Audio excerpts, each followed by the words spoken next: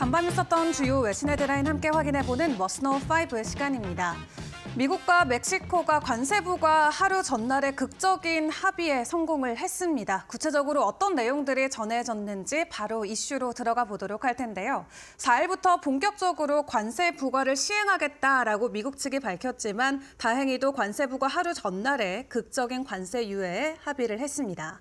멕시코 대통령인 클라우디아 셰인바움과 트럼프 대통령은 각각 자신의 소셜미디어 계정을 통해서 4일부터 부과하기로 했던 미국의 멕시코에 대한 25% 관세를 한 달 동안 중단하기로 했다라고 밝혔는데요. 셰인바움 대통령은 본인의 X 계정을 통해서 멕시코에서 미국으로 마약 밀매를 막기 위해 10,000명의 국가 경비대를 투입해서 북부 국경 강화에 나선다라고 밝혔고요.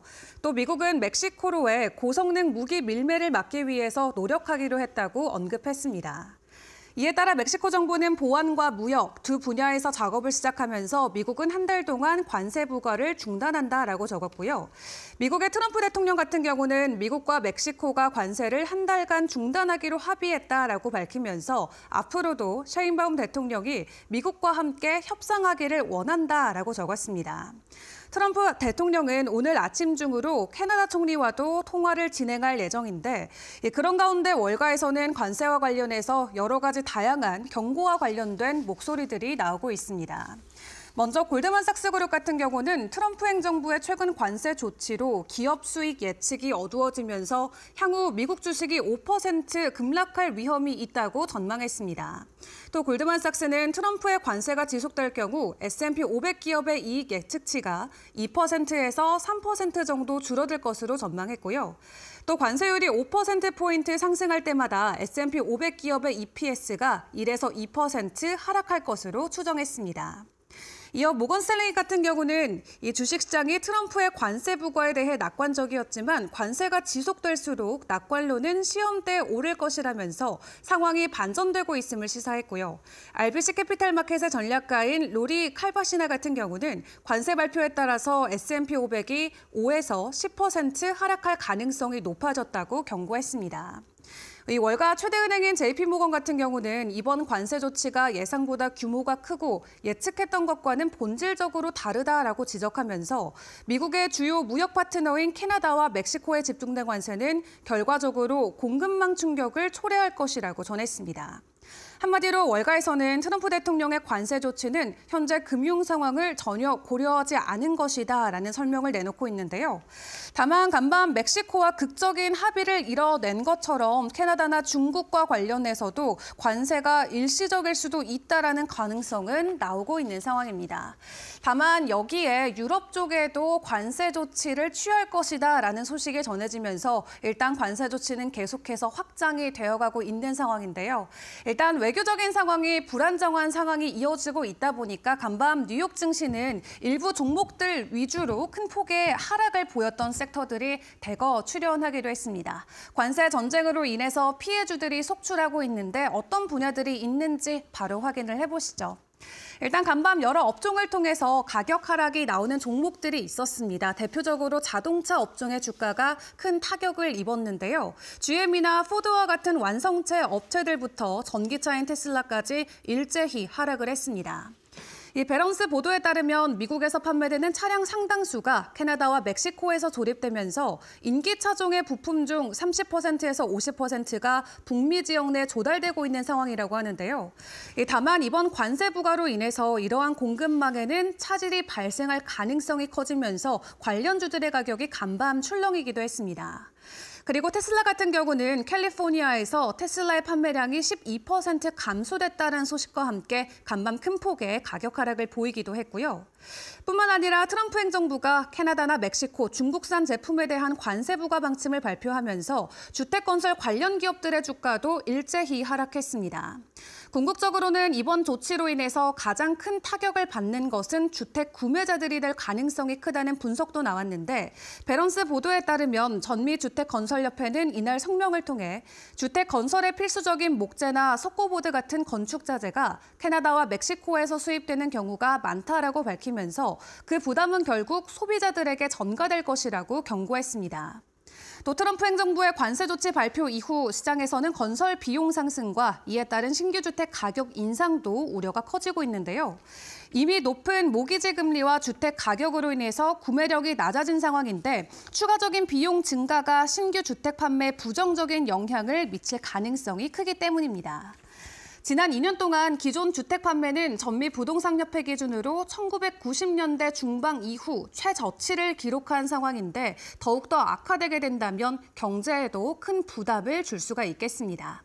오늘 장에서 미국 대표 건설주인 레나나 디알호튼도 모두 하락한 채 마무리를 지었고요. 그런 가운데 골드만삭스는 도널드 트럼프 미국 대통령의 관세 조치로 인해서 가장 큰 영향을 받을 종목들을 선정하기도 했습니다. 골드만삭스의 관세 리스크 종목을 함께 확인을 해보시면 의료업체 캐나다 구스인 홀딩스, 그리고 스포츠용품 소매업체인 딕스 스포팅 굿즈, 또 스포츠용 신발 및 의류 제조업체인 나이키와 자동차 제조업체 포드, 주택 인테리어 및 리모델링 용품 판매 기업인 로우스가 이름을 올렸는데요. 골드만삭스는 이번 관세로 인해서 소비재나 자동차 그리고 유통업체들이 가장 큰 피해를 입을 것이라고 전망하기도 했습니다. 또 트럼프 대통령이 캐나다산 제품에 25%의 관세를 부과하겠다고 발표한 데 대한 보복 조치로 캐나다 정부가 미국산 주류를 판매 금지하겠다고 나섰죠. 이에 미국 주류주들도 일제히 하락했는데요. 컨스텔레이션 브랜드나 브라운포맨 등 관련주들이 일제히 하락하기도 했습니다. 캐나다 온타리오주 주류통제위원회는 4일부터 정부가 운영하는 주류 매장에서 모든 미국산 주류를 철수할 것이라고 밝히기도 했는데 일단 해당 업체가 전 세계에서 가장 큰 주류 도매업체 중 하나이기 때문에 여러 업종을 통해서 당분간 관세발 변동성에는 크게 주의를 하시는 게 중요할 것 같습니다. 그리고 이번 관세 조치로 인해서 또 하나 타격을 받은 기업이 있습니다. 바로 일론 머스크의 스타링크인데요. 캐나다 온타리오주에서 100억 원 규모의 머스크의 스타링크 계약을 파기하겠다라는 내용을 주지사가 본격적으로 공개를 했습니다. 해당 내용을 함께 확인을 해보시면 지난 11월에 체결된 스타링크와 캐나다의 계약은 주 전역에 고속 인터넷을 제공하기 위한 것이었는데요. 다만 포드 주지사는 이제 관세가 철회될 때까지 미국 기업들과 거래하지 않겠다라고 밝히면서 스타링크와 체결한 약 100억 원 규모의 계약을 파기하기로 결정했다고 발표했습니다. 이 온타리오주의 연간 조달 예산은 300억 달러에 달하는데 포드 주지사는 관세가 폐지될 때까지 미국 기업들이 정부 계약을 받지 못하게 될 것이라고 밝혔습니다. 그는 미국 기업들은 이제 수백억 달러의 새로운 수익을 잃게 될 것이라면서 이는 오로지 트럼프 대통령 때문이다라고 밝혔는데요.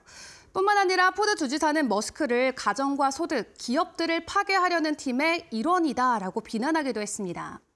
해당 소식에 머스크는 자신이 소유한 플랫폼 X에서 어쩔 수 없지라고 공유하면서 반응을 이어갔는데요. 이 스타링크는 최근 캐나다에서 약 40만 명의 가입자를 확보하며 사업을 확장하고 있던 상황인데 그럼에도 불구하고 포드 주지사는 주정부가 아직 스타링크에 어떤 대금도 지불하지 않았다라고 밝히면서 계약 해지를 위해 법적 조치가 필요하지 않는 점도 함께 시사하기도 했습니다. 머스크가 정치적인 행보를 굉장히 적극적으로 확장해 나가고 있다 보니까 이러한 이슈에도 가장 먼저 공격 대상이 되는 모습을 확인을 해볼 수가 있었는데 이외 다른 조치들이 계속 나오면서 머스크 그리고 테슬라 그와 관련된 여러 종목들에게 어떤 영향이 끼쳐질지는 상황을 면밀하게 살펴보시는 게 중요할 것 같습니다. 그런 가운데 작년 한 해 동안 굉장히 뜨거웠던 양자 컴퓨터 올 한 해는 부진한 모습을 이어가고 있죠. 다만 오늘은 약간의 반전의 모습이 나왔는데요. 어떤 내용이었을지 확인을 바로 해보시죠. 일단 지난달에 있었던 CES를 통해서 나왔던 코멘트로 양자 컴퓨터 관련주들이 올 들어서 40% 가까운 급락을 이어가고 있던 상황이었죠. 다만 여기에 실리콘밸리의 억만장자인 빌 게이츠가 간밤 유용한 양자 컴퓨팅의 실현 시기에 관련해서 새로운 관점을 언급하면서 관련주들이 반등에 나섰습니다. 이 게이츠는 야후 파이낸스의 오프닝 비드 팟캐스트에 참여해서 앞으로 3년에서 5년 안으로 양자 컴퓨팅 관련 분야의 돌파구가 마련될 가능성이 있다라고 밝혔는데 이를 통해 시스템이 어려운 문제를 해결할 수 있는 충분한 큐비트에 도달할 수 있다라고 전했습니다. 다만 빌 게이츠는 이 분야에 관련해서 불확실성을 인정하면서도 마이크로소프트가 양자 컴퓨팅 분야에서 적극적으로 연구하고 있고 올해 말에 세계에서 가장 강력한 양자 컴퓨터를 출시할 예정이라고 밝혔는데요. 전반적인 양자 컴퓨팅 섹터가 여전히 변동성을 보이고 있지만 그래도 그 안에서의 아이온큐 종목의 반등은 주목할 만한 것 같습니다. 다른 관련주들은 연초 대비해서 모두 30% 넘는 급락세를 이어가고 있지만 아이온큐는 연초 대비해서 2% 내외의 하락을 보이면서 나름 강하게 반등해주는 모습을 보여주고 있는데 서학개미들이 워낙 많이 보유하고 있는 종목과 섹터이닌 만큼 앞으로의 변동성도 계속해서 주목을 해보시죠. 마지막으로 암호화폐 시장 상황도 점검해 보도록 할 텐데요. 간밤 비트코인은 다행히도 반등에 성공했습니다. 정부 차원에서 추가적인 소식이 전해지면서 비트코인이 간밤 다시 한번 10만 달러 선을 재돌파해주는 모습을 보였는데 미국 정부가 암호화폐 전략을 현지 시간 4일 본격적으로 발표한다고 합니다. 구체적으로 세부적인 내용이 전해지게 된다면 추가적인 상승 모멘텀이 되어줄 수 있는 만큼 내일 전해지는 소식도 저희와 함께 챙겨보시길 바라겠습니다. 지금까지 머스노 5 시간이었습니다.